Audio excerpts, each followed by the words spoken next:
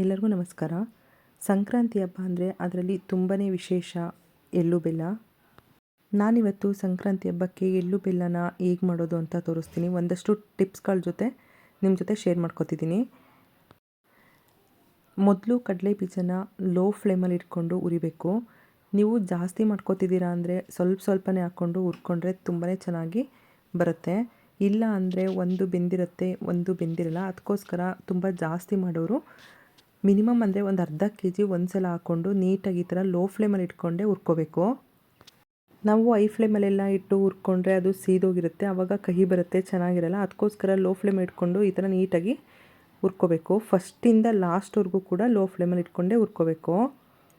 ಇವಾಗ ಇದು ಒಂದು 75% ಅಷ್ಟು ತಣ್ಣಗಾದಮೇಲೆ ಇದನ್ನು ಸಿಪ್ಪೆಯನ್ನು ಈ ಥರ ಬಿಡಿಸ್ಕೋಬೇಕು.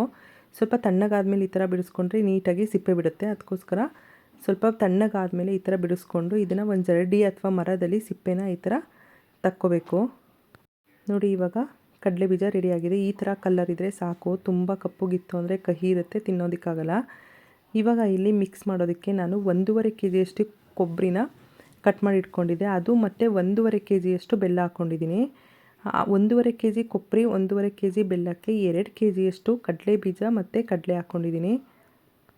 ನಾವು ಕೊಬ್ಬರಿ ಬೆಲ್ಲ ಎಲ್ಲ ಸೇಮ್ ಮೆಷರ್ಮೆಂಟಲ್ಲಿ ಹಾಕ್ಕೊಂಡ್ರೆ ಅದು ಬೆಲ್ಲ ಮತ್ತು ಕೊಬ್ಬರಿ ಜಾಸ್ತಿ ಆಗುತ್ತೆ. ಅದಕ್ಕೋಸ್ಕರ 2 kg ಕಡಲೆ 2 kg ಕಡಲೆ ಬೀಜಗೆ 1.5 kg ಕೊಬ್ಬರಿ ಮತ್ತು 1.5 kg ಬೆಲ್ಲ ಹಾಕ್ಕೊಂಡಿದ್ದೀನಿ. ಅದ್ರ ಜೊತೆಗೆ 1 kg ಬಿಳಿ ಎಳ್ಳನ್ನ ಈ ಥರ ಲೋ ಫ್ಲೇಮಲ್ಲಿ ಇಟ್ಕೊಂಡು ಇದನ್ನು ಕೂಡ ನೀಟಾಗಿ ಸ್ವಲ್ಪ ಕಲರ್ ಚೇಂಜ್ ಆಗೋವರೆಗೂ ಹಸಿ ವಾಸನೆ ಎಲ್ಲ ಹೋಗಬೇಕು, ಅಷ್ಟು ನೀಟಾಗಿ ಹುರ್ಕೋಬೇಕು. ಪುಟ್ಟಲ್ಲೆಲ್ಲ ನೀಟಾಗಿ ಉರಿಲಿಲ್ಲ ಅಂದರೆ ಕೆಮ್ಮಾಗುತ್ತೆ. ಅದಕ್ಕೋಸ್ಕರ ಈ ಥರ ನೀಟಾಗಿ ಲೋ ಫ್ಲೇಮಲ್ಲಿ ಇಟ್ಕೊಂಡೆ ಈ ಥರ ಸ್ವಲ್ಪ ಕಲರ್ ಚೇಂಜ್ ಆಗಬೇಕು, ಅಷ್ಟು ಹುರ್ಕೋಬೇಕು. ಇವಾಗ ಇದು ಕೂಡ ಪೂರ್ತಿ ಕಂಪ್ಲೀಟಾಗಿ ತಣ್ಣಗಾಗೋವರೆಗೂ ಬಿಡಬೇಕು. ಇವಾಗ ಇದನ್ನು ಕೂಡ ಅದೇ ಬಾಕ್ಸಿಗೆ ಹಾಕ್ಕೊಂಡಿದ್ದೀನಿ.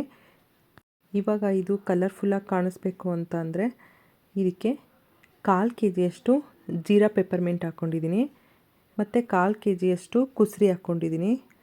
ಇವಾಗ ಇದನ್ನು ನೀಟಾಗಿ ಮಿಕ್ಸ್ ಮಾಡಿಕೊಂಡ್ರೆ ಸಂಕ್ರಾಂತಿ ಹಬ್ಬಕ್ಕೆ ಎಳ್ಳು ಬೆಲ್ಲ ರೆಡಿಯಾಗಿದೆ. ತುಂಬ ಸಿಂಪಲಾಗಿ ಮಾಡ್ಕೋಬೋದು, ತುಂಬಾ ಈಸಿಯಾಗಿ ಮನೆಯಲ್ಲೇ ಮಾಡ್ಕೋಬೋದು. ಸಂಕ್ರಾಂತಿಯ ವಿಶೇಷ ಅಂದ್ರೇ ಎಳ್ಳು ಬೆಲ್ಲ.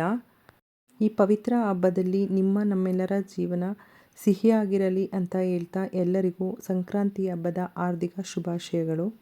ನಿಮಗೂ ಇವತ್ತಿನ ವಿಡಿಯೋ ಇಷ್ಟ ಆಯಿತು ಅಂದರೆ ಪ್ಲೀಸ್ ನಮ್ಮ ಚಾನಲ್ನ ಲೈಕ್ ಮಾಡಿ, ಶೇರ್ ಮಾಡಿ ಮತ್ತು ಸಬ್ಸ್ಕ್ರೈಬ್ ಮಾಡ್ಕೊಳ್ಳಿ. Thank you.